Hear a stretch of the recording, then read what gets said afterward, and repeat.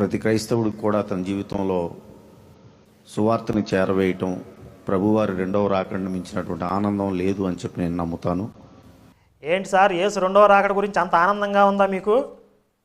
యేసు రెండవ రాకడలో వచ్చి చేసే పని ఏంటో తెలుసా?